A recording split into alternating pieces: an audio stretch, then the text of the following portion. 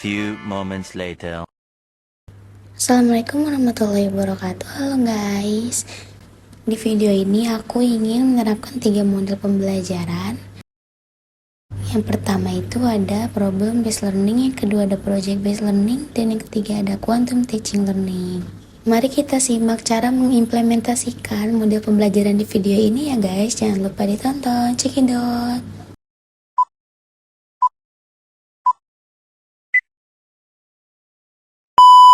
Bismillahirrahmanirrahim. Assalamualaikum warahmatullahi wabarakatuh. Waalaikumsalam warahmatullahi wabarakatuh. Perkenalkan terlebih dahulu di sini saya Akaikat Ayeni dari Prodi Pendidikan Agama Islam dengan NPM 221063111075. Di sini saya ingin menerapkan dan menjelaskan materi yang sudah saya siapkan untuk menyelesaikan suatu tugas model pembelajaran yang dimana model pembelajaran ini ada 3 model, yaitu yang pertama ada model problem based learning, ada yang kedua itu ada project based learning, yang ketiga itu ada quantum teaching learning. Di sini saya akan menjelaskan model yang pertama dulu, yaitu model problem based learning. Sebelumnya ada yang udah tahu belum sih apa itu problem dulu? Nggak tahu Ibu. Nggak tahu? Ya. Baik, jadi problem itu masalah ya anak-anak. Jadi di sini tuh ibu akan mengasih kalian suatu masalah dan lalu kalian tuh memecahkan masalah tersebut gitu. Dan ibu akan mengasih materi pada hari ini mengenai materi toharo. Ibu mau tanya deh, di sini anak-anak tahu nggak apa sebelumnya toharo itu? Menghilangkan hadas, Ibu pernah mendengar? Kalau nggak salah itu juga Ibu, soalnya udah lama juga Ibu. Jadi jawabannya menghilangkan hadas. Oke, betul juga. Kalau itu mensucikan, ya guys ya, mensucikan diri, mensucikan najis dan hadas dalam diri kita maupun lingkungan kita. Baik anak-anak, di sini ibu akan sedikit menjelaskan materi pada hari ini, yaitu materi tentang toharo. Apa sih toharo itu, Bu? Toharo itu adalah perintah agama dalam Islam untuk bersuci dari hadas dan najis, yang melibatkan suci itu melibatkan membersihkan badan, pakaian, dan lingkungan sekitar kita. Dan toharo juga menurut pembagian dapat dibedakan menjadi 2, yaitu yang pertama bersuci lahiriah, yang kedua itu bersuci batiniah. Apa sih Bu bersuci lahiriah itu?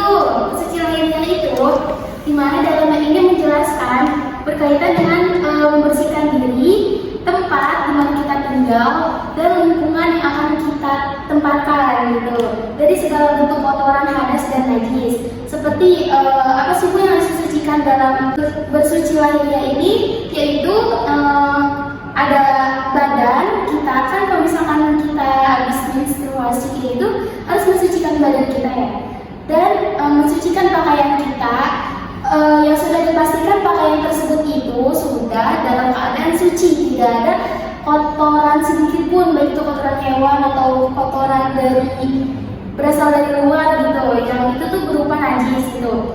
Dan tempat yang kita alami itu seperti kayak kita lagi di rumah, tempat tersebut buat beribadah, kalau misalkan ada kotoran itu pasti kita harus bersihkan terlebih dahulu ya. Nah itu bagian dari bersuci lahiriah. Dan yang kedua ada bersuci batiniah. Bersuci batiniah itu berasal dari batin kita, dari diri kita. Pastikan diri kita sudah bersih dari kotoran-kotoran yang dosa kecil maupun dosa besar. Contohnya itu seperti bersuci batiniah itu contohnya seperti iri, dengki pada hati kita pada orang lain, seperti itu contoh kecilnya. Contoh besarnya itu seperti kita melakukan maksiat gitu anak-anak. Terus gimana sih Bu cara membersihkannya? Membersihkannya dengan melakukan, kalau misalnya membersihkan dari najis yang besar itu, membersihkannya itu dengan nasuha yang bisa dilakuin maksiat itu kita harus membersihkannya secara taubat nasuha. Apa sih itu taubat nasuha? Taubat nasuha itu taubat yang benar-benar memohon ampun dan berjanji tidak akan mengulangi hal tersebut lagi. Seperti itu.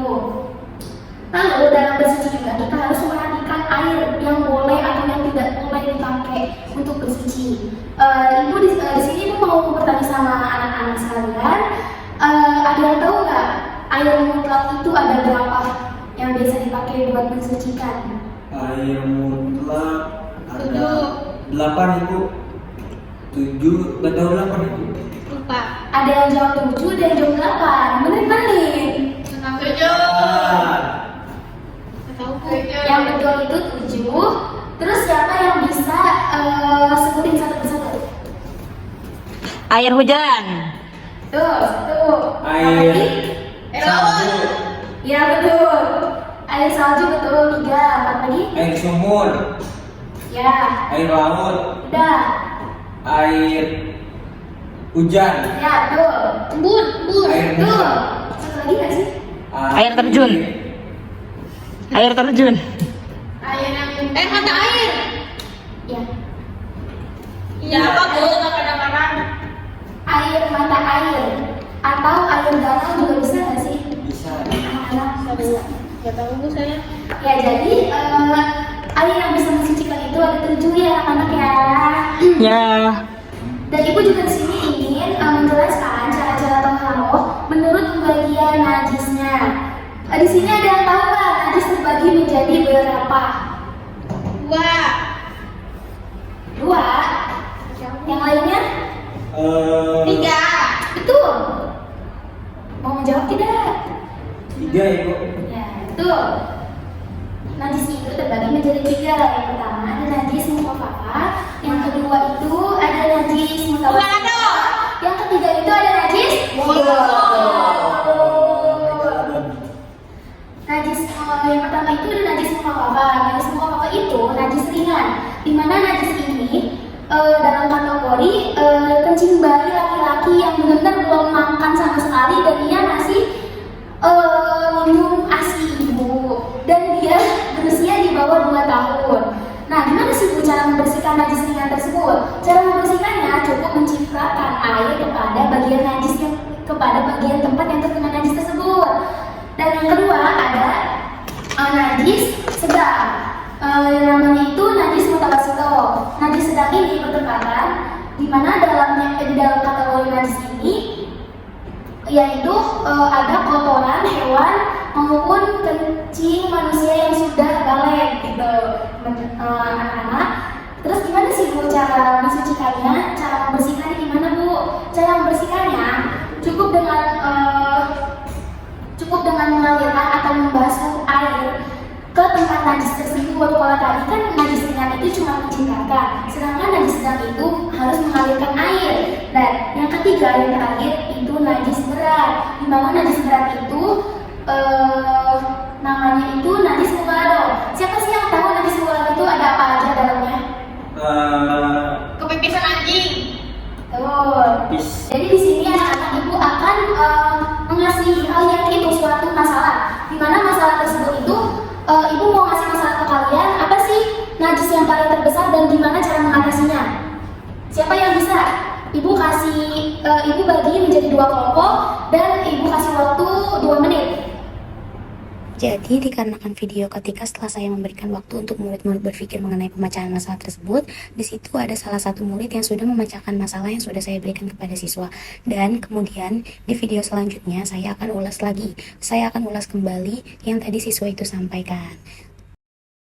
Yaitu najis mughaladhah itu berisi kotoran dari hewan anjing dan babi, dan cara mengatasinya disiram dengan air selama 7 kali dan salah satunya itu dipakai tanah yang bersih. Sekian penerapan dari saya untuk mengenai model problem based learning ini. Baik, anak-anak di sini ibu akan menerapkan model pembelajaran yang kedua, yaitu project based learning. Di mana project based learning ini berisi suatu tugas yang nyata. Ibu akan memberikan tugas kepada anak-anak sekalian, yaitu tugas yang sudah tadi ibu bahas kan mengenai taharoh. Tugasnya itu akan mengenai materi tersebut ya, ibu akan mengasih atas pelajaran kepada kalian. Tapi ini bukan mengenai materi tersebut, itu cuma pengen kalian tuh membuat pesawat. Gitu ya anak-anak. Oke Bu, baik. Oke, ibu akan bagikan ke kelompok 1 dan 2 ya. Iya Bu. Baik, di sini sudah ada 2 pesawat dari 2 kelompok. Terima kasih ya, sudah membuat pesawat ini dengan bagus. Sama-sama Ibu. Iya, terima kasih. Lalu di sini ibu akan menerapkan model pembelajaran yang ketiga, di mana model pembelajaran ini namanya itu quantum teaching learning. Di mana model pembelajaran ini berisi keasikan antara guru dan murid. Guru dan murid itu mengisi suasana ruangan itu menjadi happy, gembira gitu, anak-anak.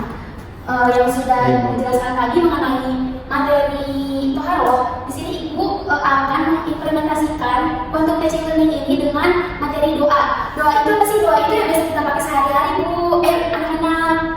Jadi setelah video yang sebelumnya, sesudah saya menjelaskan apa itu model teaching learning, jadi di sini saya akan menampilkan sebuah movie animasi yang berkaitan dengan materi yang sudah saya ambil di model kuantum ini dengan tema doa. Tetapi di sini saya akan menampilkan movie animasi ketika etika adab berdoa. Ayo. Allazi la ilaha illa huwal hayyul qayyum wa atubu ilaihi. Amin. Allahumma antas salam. Amin. Wa minka salam wa ilaika ya'uddus salam fahayyana ya rabbana bis salam. Amin. Wa adkhilna jannata daras salam tabarakta rabbana wa ta'alaita. Amin. Amin. Amin. Amin. Ya zal jalali wal ikram walhamdulillahi rabbil alamin. Nah, doanya kan sudah. Ayo Pot, bakso menunggu kita. Ayo buruan. Kok begitu sih cara berdoanya? Waduh, gagal. Kita berkumpul sebentar. Fatih juga ya, lebih dekat kemari. Fatih, bisa kamu tunjukkan bagaimana Anda berdoa yang baik? Baiklah, Kong Haji. Perhatikan baik-baik. Mari kita lihat di Hollow Magic ya. Hollow Magic! Ada adab-adab tertentu di saat kita berdoa, yaitu pertama, berdoa hanya kepada Allah. Kedua, berdoa dengan ikhlas. Ketiga, mengangkat tangan. Keempat, dalam keadaan suci. Kelima, bersuara lembut. Terakhir, tidak tergesa-gesa. Nah, itulah adab-adab dari berdoa. Oh gitu. Nah Ibu. Nah, ibu di sini mau minta kalian untuk menyanyikan satu lagu. Penyanyi ibu sama gerakan ibu ya anak-anak. Ayo kita mulai. Liyani yumna wa yusra fi kulli yadin khamsu asabi'an iya ibamu asabatu al-musta al-insoru al-insoru kukunya Tangan, kanan dan kiri, setiap tangan punya 5 jari, jari jempol, jari telunjuk, jari tengah, jari manis dan kelingking. Yeay, anak-anak hebat, hafal. Baik, mungkin pemaparan saya mengenai model pembelajaran kayak ini yang ada 3. Yang pertama itu problem, project, dan quantum teaching learning ini. Sekian, kurang dan lebihnya mohon maaf. Wassalamualaikum warahmatullahi wabarakatuh.